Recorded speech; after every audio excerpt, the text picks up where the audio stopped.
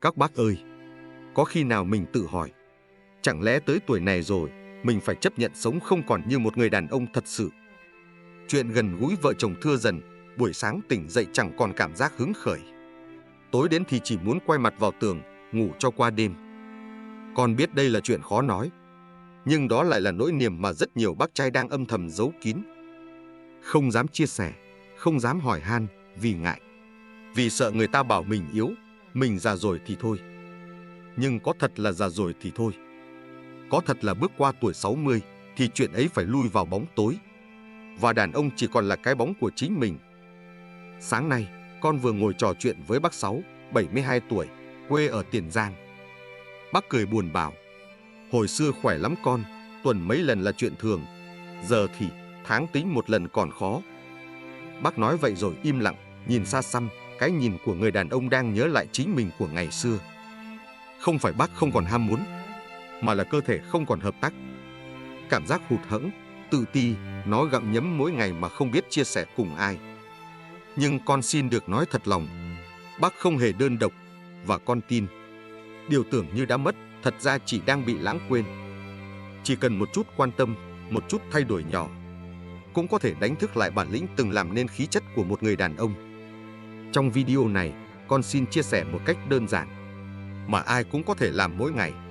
Chỉ cần sử dụng đúng một loại gia vị dân dã, giúp cơ thể lưu thông tốt hơn, ngủ ngon hơn, và đặc biệt là giúp cơ thể tự sản sinh lại lượng hormone quý giá của phái mạnh mà tuổi tác đã âm thầm lấy đi. Nếu bác đang nghe tới đây, cho con xin hỏi nhỏ, năm nay bác bao nhiêu tuổi? Bác đang sống ở tỉnh nào ạ? Con rất muốn biết để hiểu thêm có bao nhiêu người đàn ông cũng đang đi qua giai đoạn giống bác. Nếu bác thấy mình trong câu chuyện này, xin bác để lại một lời nhắn, vài dòng chia sẻ, không chỉ với con mà với bao người đang cần nghe. Vì biết đâu, chính dòng bình luận của bác sẽ mở đầu cho hành trình lấy lại tự tin, khí chất và hạnh phúc thực sự trong những năm tháng sau này.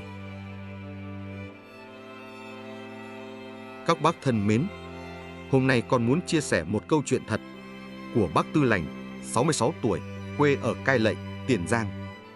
Bác Tư là người đàn ông xưa giờ nổi tiếng khỏe mạnh, quanh năm làm ruộng, làm vườn, không biết mùi bệnh viện là gì. Vậy mà, từ sau tuổi 60, bác bắt đầu cảm nhận rõ rệt sự thay đổi trong người. Ban đầu chỉ là mất ngủ vài đêm, thức dậy thấy người mệt mỏi. Sau đó là những cơn đau nhẹ vùng thắt lưng, rồi chân đi không còn nhanh nhẹn như xưa. Nhưng điều khiến bác buồn nhất lại là chuyện phòng the. Bác kể, hồi đó vợ chồng vẫn gần gũi đều đặn. Giờ thì nhiều khi bà xã nằm sát bên mà mình lại quay lưng. Không phải không muốn, mà thấy bất lực, cơ thể không chịu hợp tác nữa. Từ đó, bác sống trong im lặng. Không dám nói, không dám than. Vợ có hỏi thì chỉ bảo mệt, đau lưng để giấu đi cảm giác tự ti đang ngày một lớn dần. Trong lòng bác, nỗi buồn ấy không ai thấu được. Cho đến một ngày, bác đi khám và được bác sĩ hỏi về giấc ngủ. Lúc đó bác mới sực nhớ. Mấy năm nay, tối nào cũng thức tới khuya coi cải lương, phim bộ. Toàn 1 đến 2 giờ sáng mới chịu đi ngủ. Bác sĩ mới nói, giấc ngủ về đêm, đặc biệt từ 11 giờ khuya đến 3 giờ sáng, là thời điểm cơ thể sản sinh mạnh nhất nội tiết tố testosterone. Mà đây lại là loại hormone quan trọng với sinh lý nam. Mất ngủ, thiếu ngủ kéo dài sẽ khiến testosterone giảm, dẫn đến giảm ham muốn, khó cương, mệt mỏi và thiếu tự tin. Không chỉ có vậy, bác còn hay nghĩ ngợi chuyện con cái, tiền nong, trong khi con cái thì đã trưởng thành cả rồi. Mà các lo âu âm ỉ ấy lại làm tăng hormone căng thẳng, cortisol. Mà theo nghiên cứu của Đại học Harvard, cortisol và testosterone hoạt động ngược chiều. Càng căng thẳng thì testosterone càng tụt. Vậy là bác Tư cứ rơi vào vòng luẩn quẩn. Mất ngủ stress sinh lý yếu lại càng lo lại càng mất ngủ. Trong suốt 2 năm, bác thử đủ thứ, rượu thuốc, thịt dê, sâm, hàu, trứng gà. Nghe ai bày gì là làm nấy, nhưng kết quả không như mong đợi. Có lúc còn thấy mệt hơn, người nặng nề, bụng đầy tức. Vì sao vậy? Vì sau 60 tuổi, cơ thể mình không còn hấp thụ được như khi còn trẻ. Gan, thận, dạ dày đều yếu đi. Nếu cứ dồn dập bồi bổ bằng những món nặng thì cơ thể chỉ thêm gánh nặng. Theo khuyến cáo của WHO, nam giới lớn tuổi nên tập trung điều chỉnh giấc ngủ, hỗ trợ tuần hoàn máu tự nhiên, làm dịu hệ thần kinh, chứ không nên ép cơ thể tiếp nhận những thứ bổ mà khó tiêu. Bác Tư mới hiểu ra, điều mình cần không phải là thứ gì quá mạnh, mà là một cách nhẹ nhàng, bền bỉ, đi từ gốc. Chỉ một thay đổi nhỏ, nhưng là bước ngoặt lớn. Một thói quen mới, một cơ hội để đánh thức bản lĩnh.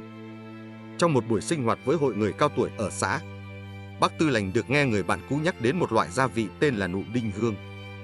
Thứ mà ai cũng tưởng chỉ để khử mùi trong bếp, hóa ra lại có tác dụng hỗ trợ lưu thông máu, giảm căng thẳng và đặc biệt giúp cơ thể tự cân bằng lại lượng nội tiết tố nam. Ban đầu bác bán tín bán nghi, nhưng rồi bác nghĩ mình đã thử đủ thứ, sao không thử cái đơn giản nhất xem sao. Vậy là bác bắt đầu nhai 2 đến 3 nụ đinh hương mỗi tối trước khi đi ngủ. Chỉ vài ngày sau, bác gọi cho con trai, nói bằng giọng hớn hở: "Cha thấy ngủ ngon hẳn, sáng dậy đầu óc minh mẫn lắm con ơi." Sau 1 tháng, bác nhận thấy thay đổi rõ rệt. Người khỏe hơn, da mặt sáng, tâm trạng phấn chấn. Và quan trọng nhất, bác không còn e dè chuyện gần gũi vợ chồng nữa.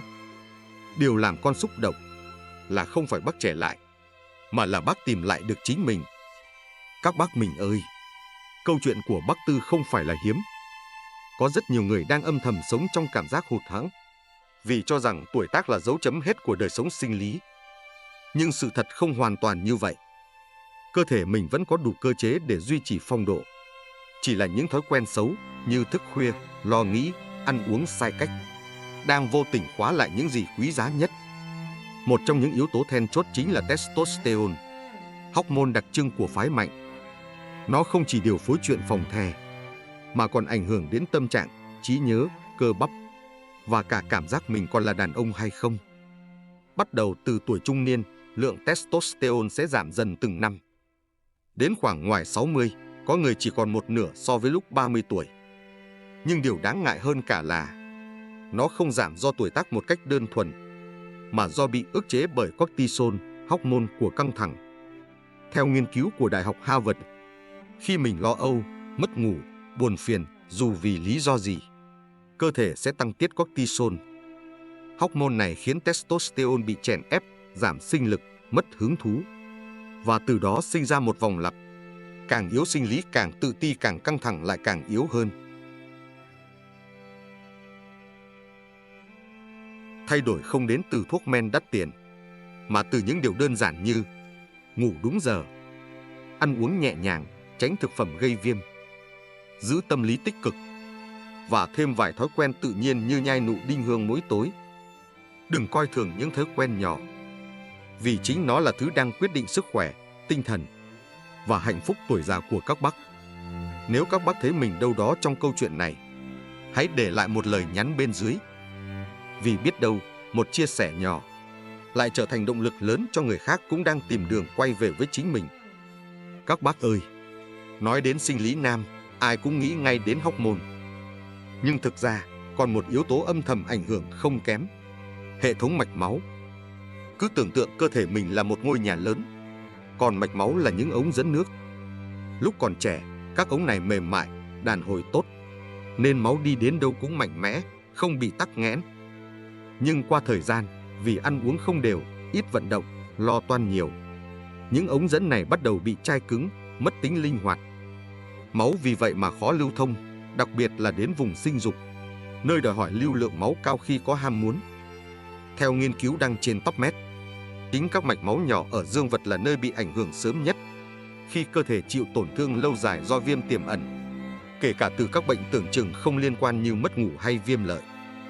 Vậy có cách nào làm mềm lại hệ thống mạch máu đó không? Câu trả lời là có. Và bất ngờ thay, nó nằm ở một nguyên liệu tưởng chừng rất quen: nụ đinh hương. Loại gia vị này chứa 2 hoạt chất chính, eugenol và beta-caryophyllene. Eugenol có khả năng kích thích cơ thể sản sinh nitric oxide, một phân tử giúp mở rộng mạch máu một cách tự nhiên, không gây lệ thuộc hay tác dụng phụ như nhiều loại thuốc Tây. Beta-caryophyllene thì hoạt động như một người hỗ trợ hậu trường, giúp làm dịu hệ thần kinh, giảm cortisol, hormone gây căng thẳng, và tạo điều kiện cho testosterone được sản xuất thuận lợi hơn. Theo bài báo trên Frontiers in Pharmacology, beta-caryophyllene còn tác động tích cực đến trục não, tinh hoàn, hệ trục điều hành chính sản xuất hormone sinh dục nam. Chưa hết, đinh hương còn hỗ trợ sâu vào giấc ngủ, một yếu tố sống còn với testosterone. Theo tổ chức Sleep Foundation, hơn 70% lượng testosterone trong ngày được tạo ra khi ngủ sâu, nhất là trong khung giờ từ 1 giờ đến 3 giờ sáng. Thế nhưng rất nhiều bác lại có thói quen thức khuya hoặc hay tỉnh giấc nửa đêm, khiến nhà máy hormone bị gián đoạn, giảm hiệu suất đáng kể. Khi bác Tư Lành thử dùng đinh hương trước khi ngủ, bác ngủ liền mạch hơn, không còn trằn trọc. Và chỉ sau vài tuần, bác đã thấy cơ thể khỏe khoắn rõ rệt. Một điều nữa ít ai để ý, sức khỏe răng miệng cũng liên quan mật thiết đến sinh lý. Nhiều bác chủ quan với những triệu chứng như hôi miệng, viêm lợi, chảy máu chân răng. Nhưng thực ra, vi khuẩn trong miệng có thể thâm nhập vào máu, làm viêm mạch máu toàn thân, gây ảnh hưởng đến khả năng cương dương. Theo cảnh báo từ Hiệp hội Nha khoa Hoa Kỳ, đàn ông mắc bệnh nha chu kéo dài có nguy cơ rối loạn cương cao hơn 1,5 lần. Đinh hương từ xa xưa đã được dùng như chất kháng khuẩn tự nhiên cho miệng. Nhai mỗi ngày không chỉ làm sạch răng miệng, mà còn tác động lên các huyệt đạo trên lưỡi, nơi y học cổ truyền cho rằng có liên kết trực tiếp với tuyến sinh dục nam. Tóm lại, đinh hương không phải là thuốc tiên, nhưng nếu hiểu đúng cơ chế của cơ thể, thì bác sẽ thấy mình không hề yếu đi, chỉ là đang bị tắc nghẽn bởi stress, rối loạn nội tiết, giấc ngủ kém và thói quen chưa phù hợp. Chỉ một vài điều đơn giản như nhai đúng vài nụ đinh hương mỗi tối, ngủ sớm hơn 1 giờ, giữ cho tâm trí nhẹ nhàng hơn, là bác sẽ thấy ngọn lửa tưởng chừng tắt lịm suốt bao năm, thật ra chỉ chờ được nhóm lại. Các bác kính mến, biết được nguyên nhân vì sao cơ thể yếu đi, testosterone suy giảm, ngủ không ngon, sinh lý đi xuống, mới chỉ là một nửa chặng đường. Điều quan trọng hơn là sau khi hiểu rồi, mình sẽ làm gì. Con tin rằng nếu mình điều chỉnh đúng cách, không cần thuốc tây, không cần xâm hay thuốc bổ đắt tiền, thì cơ thể mình hoàn toàn có thể tự phục hồi, tự khơi dậy lại sức mạnh tiềm ẩn một cách an toàn, tự nhiên và lâu bền. Bước đầu tiên và cũng dễ nhất chính là nhai vài nụ đinh hương trước giờ đi ngủ. Nghe thì tưởng đơn giản, nhưng các nhà khoa học đã nghiên cứu kỹ. Trong đinh hương chứa 2 thành phần quý: eugenol giúp làm giãn mạch máu tự nhiên, tăng lưu lượng máu về vùng nhạy cảm; beta-caryophyllin giúp làm dịu thần kinh, giảm hormone stress cortisol, mở đường cho testosterone hoạt động mạnh trở lại. Cách dùng rất dễ, chỉ cần lấy 2 đến 3 nụ đinh hương khô, nhai kỹ ở vùng răng hàm trước khi đi ngủ khoảng 1 tiếng. Nhai chậm, thở đều để tinh dầu lan khắp khoang miệng. Nốt hay nhả đều được, tùy cảm nhận. Quan trọng là phải làm đều mỗi ngày. Sau khoảng 2 đến 4 tuần, nhiều bác đã chia sẻ kết quả rõ rệt: ngủ ngon, ít mộng mị, tỉnh dậy thấy khỏe khoắn, có cảm giác như hồi tuổi 50 trở lại. Tuy nhiên, đinh hương không thể phát huy hết tác dụng nếu mình vẫn ngủ sai cách. Theo Sleep Foundation, khung giờ từ 1 giờ đến 3 giờ sáng là lúc testosterone được sản xuất nhiều nhất. Nếu mình thức khuya, giấc ngủ bị gián đoạn, thì cơ thể sẽ bỏ lỡ thời điểm vàng sản sinh hormone quý giá này. Vậy nên, con xin các bác hãy đi ngủ trước 11 giờ đêm, tắt thiết bị điện tử sớm, không ăn tối trễ quá 8 giờ, và nếu có thể, ngâm chân nước ấm với vài lát gừng hoặc muối hột trước khi ngủ khoảng 10 đến 15 phút để thư giãn thần kinh, lưu thông khí huyết. Kết hợp ngâm chân nhai đinh hương, con tin là bác sẽ thấy giấc ngủ sâu hơn, sáng dậy sảng khoái hơn và cơ thể như được sạc lại năng lượng. Cuối cùng, nhưng rất quan trọng, hãy học cách giảm bớt lo toan. Nhiều bác dù đã nghỉ hưu nhưng vẫn mang trong lòng bao nỗi lo. Con cái chưa yên, tiền nong thiếu trước hụt sau, chuyện họ hàng dòng tộc. Nhưng chính những lo nghĩ âm thầm ấy lại khiến cortisol, hormone căng thẳng, cứ âm ỉ tăng cao, đè nén testosterone, làm mình mỏi mệt, mất ngủ, yếu dần mà không rõ lý do. Tóm lại, chỉ cần 3 điều nhỏ mỗi ngày: nhai vài nụ đinh hương, ngủ đúng giờ, sâu giấc, giữ tinh thần nhẹ nhàng, ít nghĩ ngợi, là các bác sẽ thấy rõ sự khác biệt, cả trong cơ thể, tâm trí lẫn chuyện vợ chồng. Ngọn lửa đàn ông không mất đi, chỉ là đang chờ bác thắp lại đúng cách, đúng lúc. Kính gửi các bác, con từng đọc trong tài liệu sức khỏe của Harvard Medical School. Họ nói rất rõ, khi đàn ông sau 60 tuổi để cơ thể chịu áp lực liên tục, nồng độ cortisol, hormone căng thẳng sẽ duy trì ở mức cao. Và điều đó sẽ làm giảm testosterone một cách thầm lặng, mà bản thân mình không hay biết. Vì vậy, việc đầu tiên con mong các bác nhớ, mỗi ngày nên dành vài phút để nghỉ ngơi thật sự. Không cần cầu kỳ đâu ạ, chỉ cần ra ngoài hít thở không khí sáng sớm, ngồi uống trà trong vườn, cười nói với cháu nhỏ, hoặc đơn giản là đặt tay lên ngực, nhắm mắt lại và thở sâu. Chính những điều nhẹ nhàng như thế lại là cách giúp cơ thể mình rút khỏi trạng thái báo động, khiến testosterone được phục hồi tự nhiên. Song song đó, hãy ăn đúng cách. Sau 60 tuổi, hệ tiêu hóa không còn khỏe như trước. Nếu mình cứ tin vào những lời đồn kiểu ăn trứng sống, thịt rừng, uống rượu thuốc để mạnh lên, thì không khác gì đổ thêm dầu vào máy xe đã quá nóng. Thay vào đó, con xin gợi ý thực đơn dễ nhớ: chất béo tốt, hạt óc chó, dầu ô liu, hạt lanh; đạm nhẹ, cá hấp, trứng chín, đậu phụ; rau củ, cải xanh, bông cải, bí đỏ, cà rốt, trái bơ; hạn chế đường ngọt, rượu bia; phù tạng, tim, gan, lòng lợn vì tăng mỡ máu, ảnh hưởng xấu đến tim và mạch sinh dục. Bác Lâm, 68 tuổi, sống ở Vĩnh Long, từng nói với con rằng từ ngày bỏ ly rượu buổi tối thay bằng ly nước ấm gừng, đêm ngủ sâu hơn, mà sáng ra còn thấy dễ nói chuyện với bà nhà hơn nhiều. Nghe đơn giản, nhưng thay đổi nhỏ này lại giúp bác ấy cải thiện cả giấc ngủ và tinh thần. Vận động cũng là điều không thể thiếu. Không cần tập gym hay chạy bộ nhanh đâu, chỉ cần đi bộ quanh nhà 15 đến 20 phút, kéo giãn nhẹ nhàng, nằm co duỗi đầu gối, lưng, hông. Theo Mayo Clinic, người cao tuổi vận động đều đặn có thể giúp cơ thể tăng testosterone nội sinh lên tới 20%. Một con số không nhỏ và hoàn toàn xứng đáng để bắt đầu từ hôm nay. Tóm lại, các bác ơi, không cần trông chờ vào thuốc đắt tiền hay thần dược đâu. Cái mình cần là nhai 2 đến 3 nụ đinh hương mỗi tối, ăn nhẹ nhàng, dễ tiêu, ngủ đúng giờ, ngủ sâu, giữ tâm trí thư giãn và vận động nhẹ nhàng mỗi ngày. Chỉ cần bấy nhiêu thôi, ngọn lửa từng tưởng như lụi tàn trong cơ thể mình sẽ dần bùng lại, bền vững, tự nhiên và đầy tự tin. Con xin được nhấn mạnh một lần nữa, bản lĩnh đàn ông không mất đi. Nó chỉ đang bị lãng quên hoặc bị chặn lại bởi chính lối sống vội vã, nhiều lo nghĩ. Chỉ cần mình chịu thay đổi từng chút một, mỗi ngày một điều nhỏ, thì mình có thể lấy lại những gì đáng ra vẫn phải thuộc về mình. Và nếu bác đã lắng nghe đến tận đoạn cuối này, con thật sự biết ơn. Vì con hiểu, trong lòng bác vẫn luôn có mong muốn sống khỏe hơn, vui hơn, hạnh phúc hơn. Không chỉ là sống thêm 5 tháng, mà là sống với phẩm chất và tự hào của một người đàn ông trọn vẹn. Bác kính mến, con từng đọc một định nghĩa khiến con nhớ mãi. Đó là từ Tổ chức Y tế Thế giới WHO. Sức khỏe không chỉ là không có bệnh, mà là một trạng thái hoàn chỉnh về thể chất, tâm trí và đời sống xã hội. Trong 3 yếu tố ấy, sinh lý nam giới khi tuổi đã cao cũng là một phần quan trọng của sức khỏe. Bởi vì nó không chỉ nói về chức năng cơ thể, mà còn nói về sự gần gũi, tình cảm và phẩm giá của một người đàn ông. Sau bao nhiêu năm vun đắp gia đình, con hiểu rằng nhiều bác cả đời hy sinh, cần mẫn làm trụ cột, lo cho vợ, cho con, rồi cho cháu. Đến một lúc, cơ thể không còn như trước, cảm xúc vẫn còn đó nhưng ngôn ngữ thân mật dần mất đi, thì cái im lặng bắt đầu xuất hiện. Một sự im lặng không ai nhắc tới, nhưng lại âm thầm làm bác xa dần người bạn đời, và xa dần chính mình.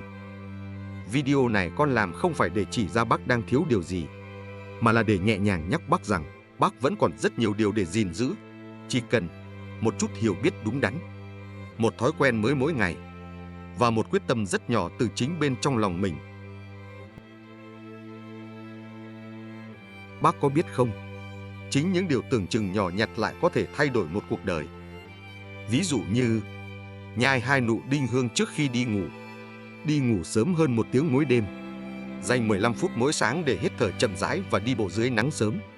Hoặc chỉ cần nói ra rằng tôi vẫn còn muốn sống khỏe, sống vui. Một người đàn ông từng nói với con, tôi không sợ già, tôi chỉ sợ mình già đi mà không biết vì sao mình mệt mỏi. Nghe câu đó, con lặng đi. Vì con tin rằng có rất nhiều bác đang âm thầm sống như vậy. Ngày qua ngày không rõ điều gì đang thiếu, chỉ cảm thấy trong người mình có gì đó lặng dần đi. Nhưng hôm nay, con xin bác hãy dừng lại một chút, nhìn lại cuộc đời đã qua. Mình đã chăm lo cho mọi người suốt mấy chục năm, đã nuốt vào trong bao lần mỏi mệt. Giờ là lúc mình quay về lắng nghe chính cơ thể của mình. Không phải để ích kỷ, mà là để giữ lại ánh sáng trong lòng, trước khi nó lụi tàn chỉ vì mình không hiểu rõ chính mình. Và nếu những điều con chia sẻ hôm nay khiến bác thấy gần gũi, thì con xin bác để lại một lời nhắn nhỏ dưới phần bình luận, coi như một lời hứa âm thầm với chính bản thân mình. Chỉ cần vài dòng đơn giản thôi. Tôi sẽ bắt đầu từ hôm nay. Tôi sẽ ngủ sớm hơn 1 giờ. Tôi sẽ thử tin vào sự hồi phục của cơ thể mình. Tôi không để bản thân mình tiếp tục im lặng nữa. Những lời đó tuy viết ra cho mình, nhưng biết đâu lại là động lực cho một người đàn ông khác, đang sống ở đâu đó, cũng đang cảm thấy cô đơn và bế tắc. Bác không hề đơn độc. Có những người đang lắng nghe, và vẫn còn những điều tốt đẹp chờ bác bước tới. Nếu hôm nay bác chịu bắt đầu, dù chỉ bằng một điều nhỏ nhất. Thưa các bác, nếu những chia sẻ trong video hôm nay khiến bác thấy nhẹ lòng hơn, hiểu rõ hơn về sức khỏe tuổi mình, thì con xin mời bác nhấn vào nút đăng ký và bật chuông báo để những video kế tiếp với kiến thức dễ hiểu, chuyện đời gần gũi và cách chăm sóc sức khỏe thực tế dành cho tuổi ngoài 60 sẽ đến với bác mỗi tuần, đều đặn như một cuộc hẹn thân tình. Video này con không làm cho người trẻ, mà là cho những người đàn ông đã đi qua một đời trách nhiệm, một đời lo toan, và giờ chỉ mong sống bình an mà vẫn còn giá trị.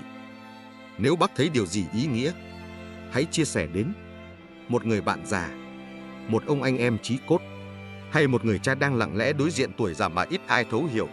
Con tin, trong mỗi người đàn ông, dù 60 hay 80 tuổi, vẫn còn một ngọn lửa bên trong.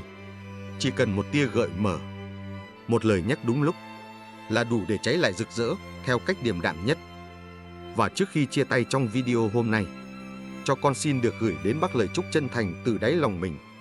Sống lâu nhưng phải sống có sức, sống thọ nhưng đừng sống lặng lẽ, sống yên ổn nhưng vẫn còn khát khao. Và mỗi sáng mở mắt, bác còn thấy đời vẫn còn những điều đáng sống. Cảm ơn bác đã ngồi lại nghe con tới tận phút cuối. Vì với con, sự lắng nghe của bác chính là động lực để mỗi tuần con quay lại đây, mang đến một điều gì đó hay hơn, dễ hiểu hơn, thật hơn. Và nếu được, bác hãy để lại một dòng bình luận, coi như một lời hứa nhẹ nhàng với chính mình. Tôi sẽ bắt đầu chăm lại cho bản thân.